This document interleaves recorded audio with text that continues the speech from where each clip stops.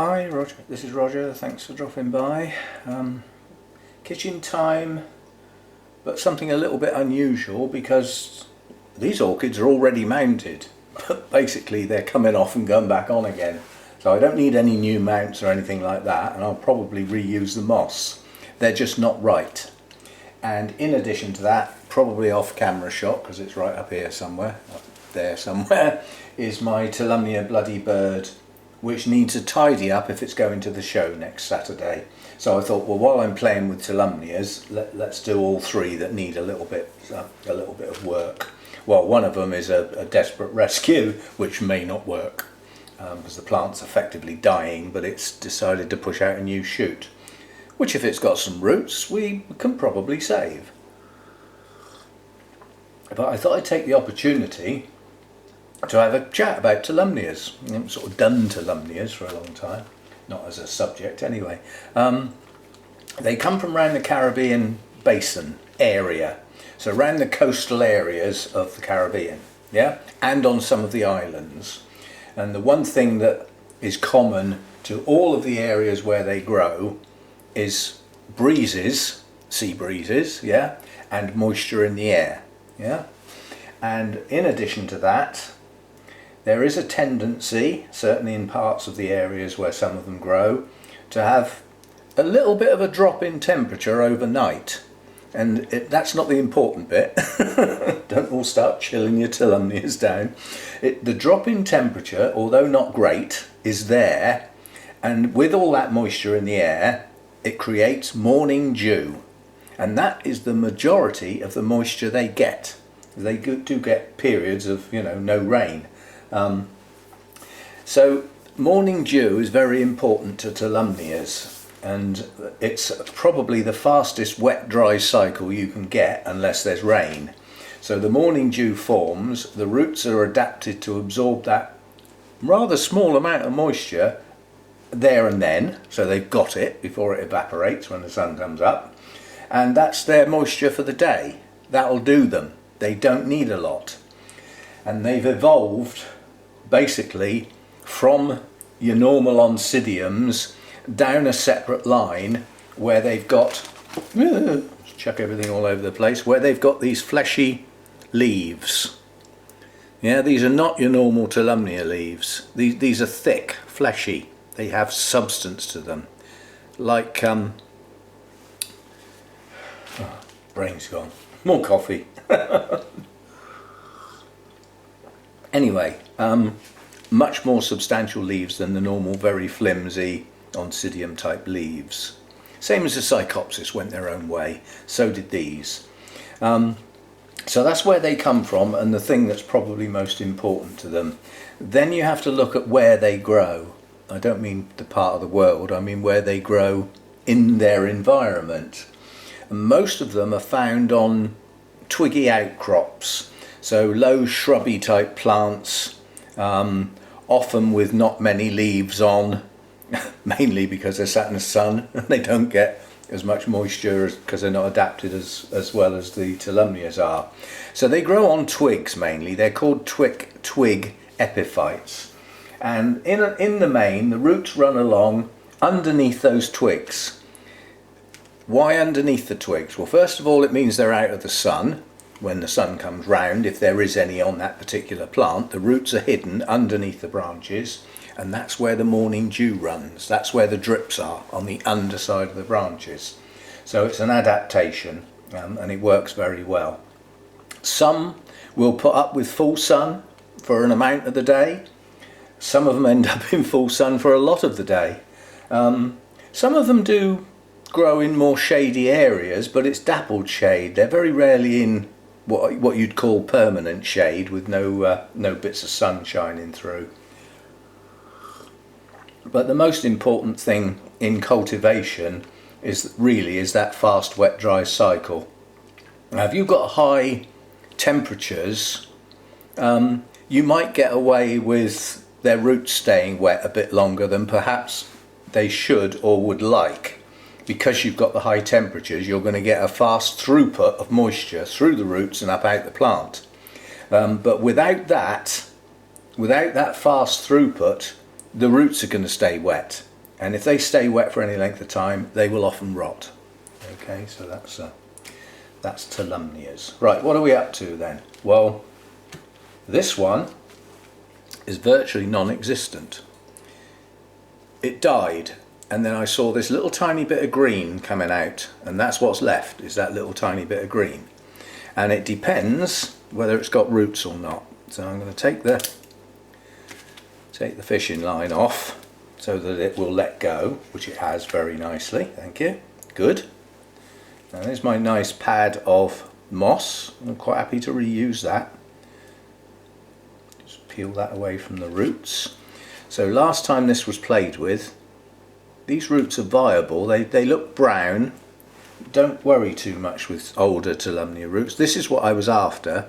Have we actually got a piece of plant that's got roots on where that new growth is? Just trying to peel away the older parts. See what we've got left. So I don't want to replant all of this. I want to try and clear away the base, because this is all hard woody stuff, and the roots, if there are any, will have trouble getting out through that. Might need a bit of help here, a bit of scissor help. I need, whoops, I just missed my coffee. Let's move it.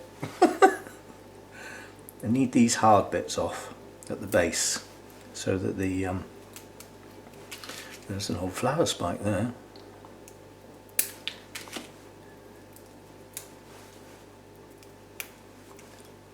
Right, now have we actually got any real genuine roots coming out of this bit of the plant? Not sure we have. Well, that root comes from up there somewhere. So do these. I'm going to take that off there. Get rid of all the old rubbish. That's what I was hoping, was to see what comes away. Now that I've snipped the rhizome, what's come away with that. Right, I reckon if this part of this plant gets down in some moss, it's going to shoot roots. As I said, it is trying to grow, so it's not dead yet. Right, so very easy this one. It's just a matter of some moss back where it came from, and just sit that on that moss like that, and then put a little bit of moss over the top of those roots. See, if this doesn't stay hydrated, the new roots will probably just not grow and the plant will fail. So the new roots can grow down onto the mount and come out the sides and be bare rooted on the mount, should they choose to do so. But if this is going to grow, I'm just going to move the whole thing down a bit so that the plant's away from the top of the mount. If it is going to grow, then it needs to stay hydrated. It's almost like a seedling now. You could imagine that is a little tiny seedling, because that's what's left basically. And I should be able to tie that on with the thin stuff. I've been practicing some swear words ready, because you know what I'm like with this thin fishing line. Got to jump to even see it. But, you know, I mean, I don't need anything substantial to hold a Tolumnia, in effect, seedling on a little small mount, do I? Just need to get the thing to stay there. And the fishing line's just pulled all my moss off of the top of my plant. There we go. That'll be okay. Do you know what? I'm going to put that plant round the other way, since it'll only take a minute. Because it's leaning backwards into the mount, whereas if I turn it that way round, it'll be away from the mount because it was touching it, yeah?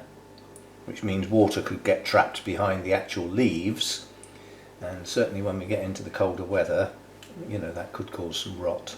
So just turn it round the other way, like that. Right, let's see if I can find an end. I know last time I was playing with this thin stuff, I actually dropped it on the floor and I couldn't find it.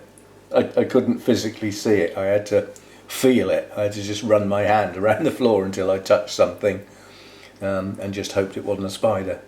But, only joking. Oh, I just can't see. There it is. There, gotcha. Can't even see it enough to tie a knot. Still, at least when it's on there it won't show, will it? So we just plonk that down like that, and then push that round the back, then we can pull. Can we? Yes. We can make adjustments in a minute if necessary.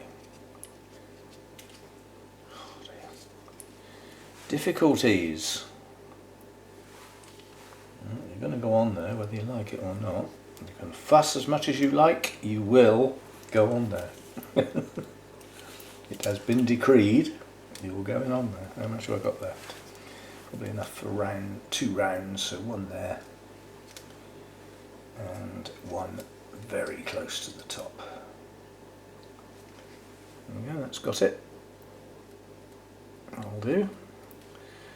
As I said, it may or may not grow. This is not a guaranteed success, this one. Far from it, in fact. I can't even see where my V is to actually tie my end on. I think that's it there. So I'm holding it up so that the light catches it. That's somewhere near it. Oh, this really is hard work. What I need really is the pliers, and then hold it in the pliers. Then it you know, it can't let go then, can it? Have we got it now? Yes.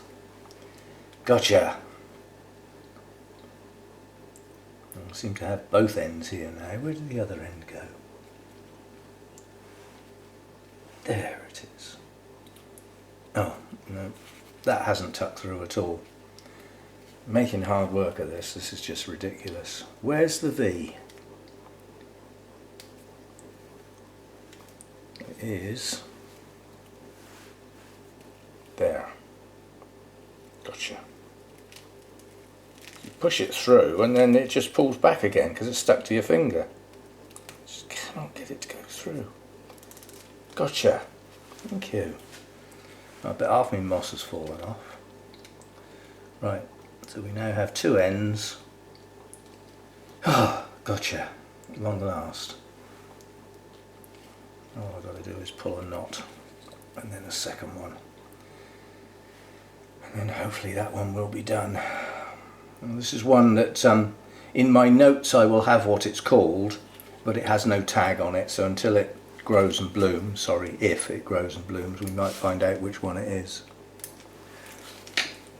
Right, that's that little one done. May or may not grow, but it's going to stand a better chance now with its base hydrated so that it can trigger some roots. So that's that little one.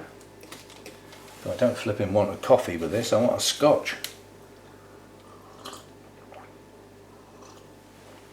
Large scotch, easy on the ice. A true Scots person who was into whiskey properly, you know, they'd probably take you round the back and shoot you for putting ice in whiskey. If you chill it down, you knock all the taste and flavour and, you know, aromas out of it. Just ruin it, basically. Right, what do we got here then? We'll peel some moss off, which is coming off easily. See, this is the part of the plant I want to keep because it is growing roots and it has a new growth. Do I want to keep this little bit round the back as well?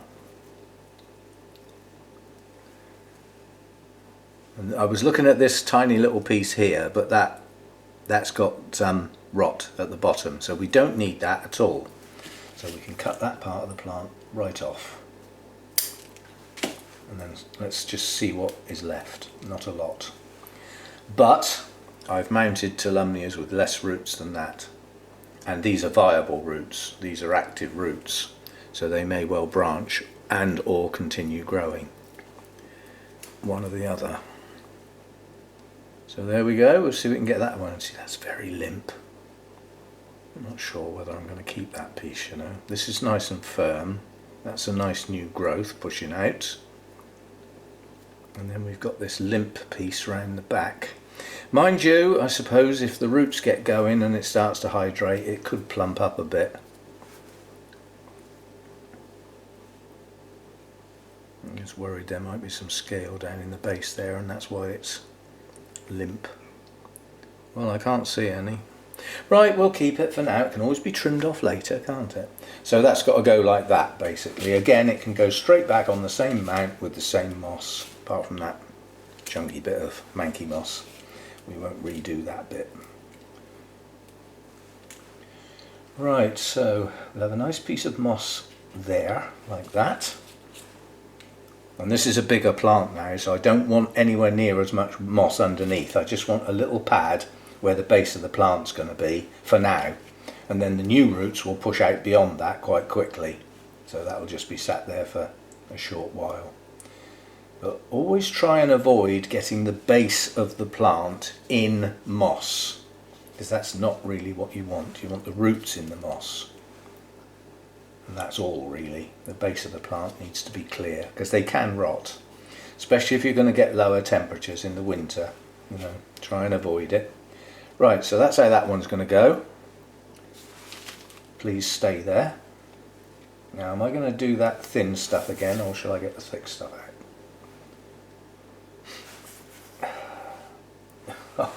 We'll carry on with the thin stuff.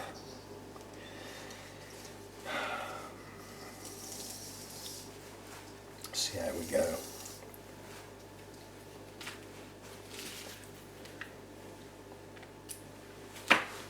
Coffee.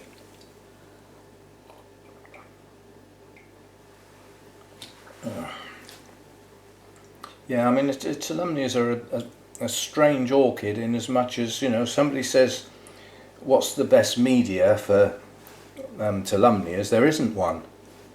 I mean, I would say that inorganic media is not a bad bet for Tolumnias. Things like lava rock. I mean, you don't even need to pop them in anything and they'll still grow, providing you can keep up with the watering once or twice a day. You can just have them in a little open plastic basket and they'll grow. They'll attach to the basket. But they don't need to be in a media as such. They will quite happily grow on things. And as long as that thing is not toxic, it doesn't matter too much whether it's organic or inorganic, as long as there's plenty of air around those roots. That's really all it is. Plenty of air around the roots. And the ability to dry quickly.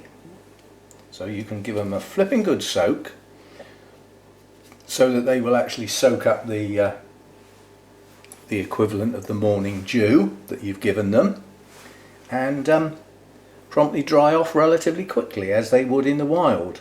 But just remember that in the wild they would have that pretty high humidity and those breezes, and it's the combination of those three really. Good air movement, good humidity, fast wet dry cycle. And how you achieve that's up to you. As I said, the media isn't that important really. I mean, I mount mine because I've got a lot of mounts and it suits my way. These probably wouldn't do as well in the home treated like this, because they'd probably dry a bit too quick and would need watering more than I would be prepared to do, you know. So a lot of it depends on your environment, how humid it is, how warm it gets. All these things come into it. Right, so that's that one done. That one looks quite nice. I'm quite pleased with that one. Right, so that's those two done. Now let's get some stuff out of the way. More coffee.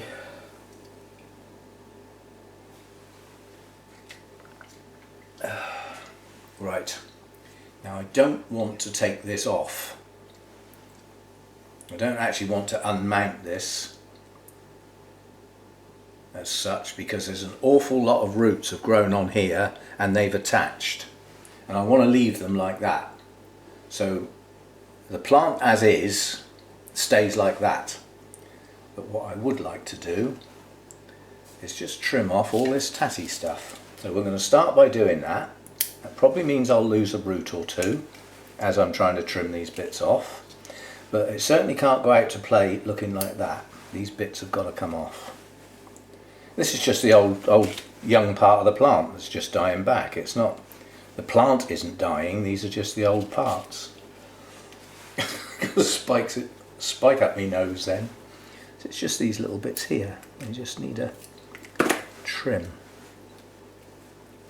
And once they're out of the way, the plant will look much better now. Now I was going to try and pull it up a bit. I'm not sure I'm going to do that now. I think all I'm actually going to do is put some more moss on. I'm just going to put some more moss around the top of the plant to make it look more even. I'm not quite sure why that's sticking out, but it's just a bit of fishing line that doesn't seem to be attached to anything, so we won't worry about that. I don't think the fishing line on here is actually doing much at all because the plant's well attached. So all I want to do really is grab some more green moss, stuff that looks reasonable, and I don't need a lot, and I'm just going to plonk that round the top of the plant. Don't mind some roots sticking out, that's natural. You know, I mean, when a plant goes to a show, it's supposed to be dressed for a show. In other words, you've made a bit of effort to make it look tidy, leaves are clean, all that sort of stuff. But you don't have to hide aerial roots if that's the way the plant naturally grows. In fact, you know, that would probably be silly because you'd be possibly losing some cultural points for actually getting it to grow, you know, in its sort of natural way and looking quite like a natural plant. So, right, so that's all I'm going to do with that. Now all I've got to do is try and get that to stand up somewhere so that that moss doesn't fall off while I finish my coffee.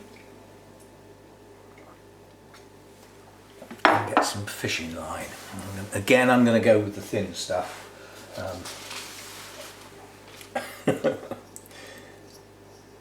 Oh, of course, now we've lost the end, haven't we? Oh, there it is. Phew. You'd lose that, you'd never find it again.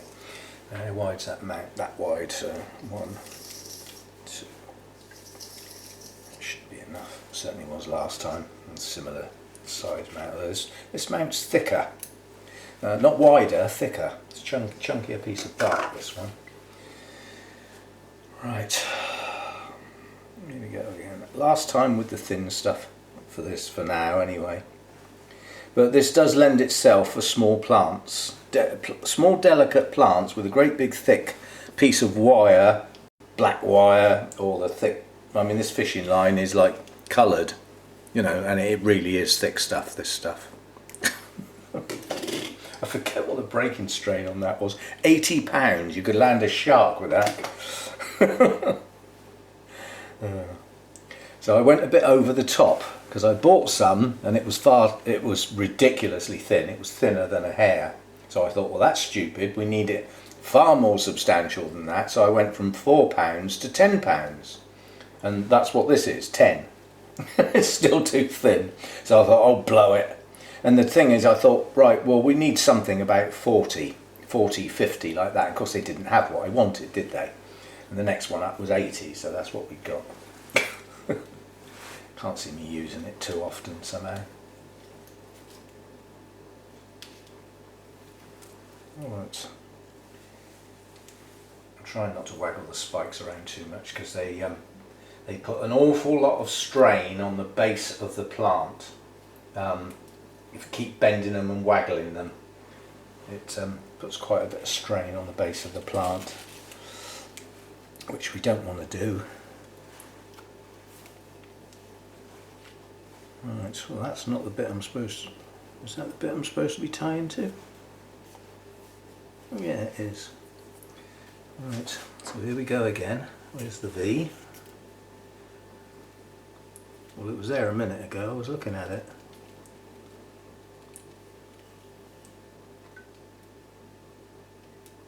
Oh, blow it, I'm just going to go round whatever's there. Fed up with it. It won't matter because it's going to get tired anyway. The fact that it hasn't gone through a V, it'll find something to hang on to. Like that, for instance.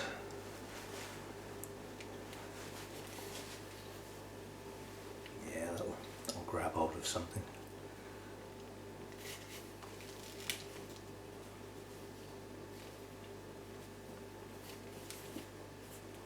Nearly.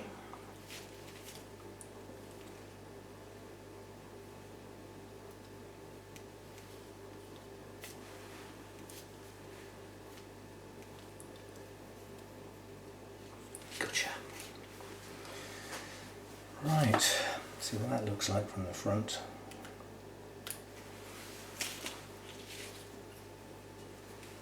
That looks a bit better. Hang on, let's get me spike. You see what I mean? As that spike, it keeps bending that plant up, because effectively both of the spikes are coming out of the same plant here. So all the weight of the spikes is on that one plant. So yeah, so basically now the way that will go to the show, because I can't stand these up because they'll turn upside down. The blooms will actually turn upside down. So it's got to go like that with this hanging. So what I propose to do is actually stand it in a pot there where my hand is. So that will be the rim of the pot. The plant will hang over the pot, stick up out of the pot, and the blooms will head towards the judges' faces. So right in your face, mate. So that's how it will go. And I won't need the hook, that will just bend round out of the way. So we'll end up with it in a pot like that. And it can be secured in the pot so that it doesn't move. And a little bit of moss put round the top of the pot probably. So that's how it will go. And hopefully it'll do okay. It might not, it's only got 2 spikes, you know, Tolumnias are renowned for being multi-spiked, but at least it's got 2 and they're coming out of the same plant. So, it is a double spiked piece of plant. Fan, that's the word I'm looking for, fan. Right, so that's a little play with some Tolumnias and a chat about where they come from and how they grow. And as I said, I mean, the thing I would always say about Tolumnias, fast wet dry cycle.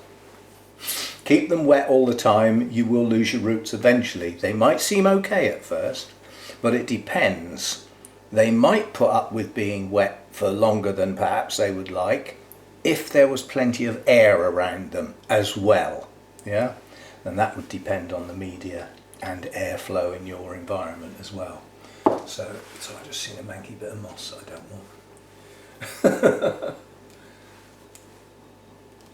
Right, there we go. That's better. It's all nice and green now. Did I put that in my coffee? No. Jolly good. Right, so that's that then, and I'll see you next time. Thanks for dropping by.